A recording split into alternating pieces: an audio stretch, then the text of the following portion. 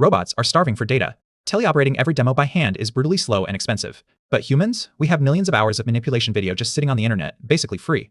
So why can't a robot just watch humans and learn? People have tried, and the robot ends up making these twisted, broken, unnatural motions.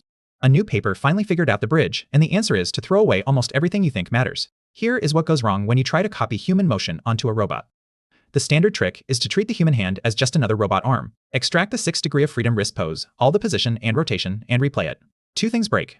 First, hand pose predictors are terrible at wrist rotation, especially the roll and pitch angles. Garbage in. Second, a human hand has way more joints than a simple gripper, so wrist rotation means something totally different for a human than for a gripper. Replay the full 6 degrees of freedom and you get a robot that twists itself into knots. The paper's idea sounds almost too simple. Throw away the rotation. Keep only the relative wrist translation, just where the hand moves in the camera's view, and use that as the shared action between human and robot. They call it the bridging action. By construction, the noisy rotation is completely excluded, which kills the dominant source of error. And pure translation is physically meaningful and identical in meaning for a human hand or a robot gripper. One tiny signal, embodiment agnostic, that both sides can speak. Why does dropping rotation work so well? Because rotation was never the useful part for manipulation anyway. When you grab a cup, what matters is where your hand goes and when it closes. The exact twist of your wrist is a human-specific artifact of having lots of finger joints, not the actual manipulation logic.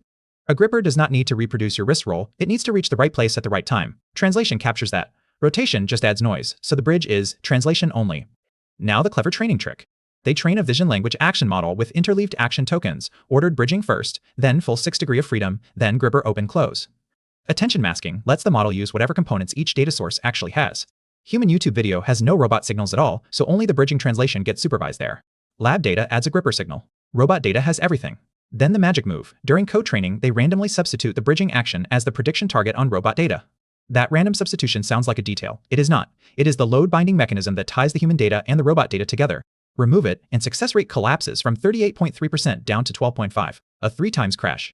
That single trick is what lets 600 hours of human-only video, which contains 0 executable robot actions, actually transfer to a real robot. Without it, the human data is dead weight.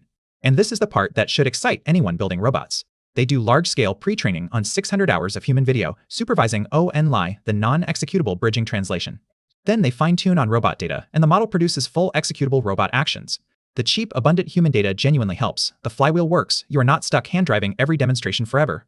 And there is plenty of room left. The authors characterize an upper bound on the bridging representation and find significant headroom, roughly plus 14 points on progress and plus 18 on success. That means this is version 1. The idea is not tapped out. Better bridging, more human data, and this gap closes further. The representation has a future, so the takeaway. 1. You cannot replay full human hand motion on a robot. The rotation is too noisy and semantically wrong.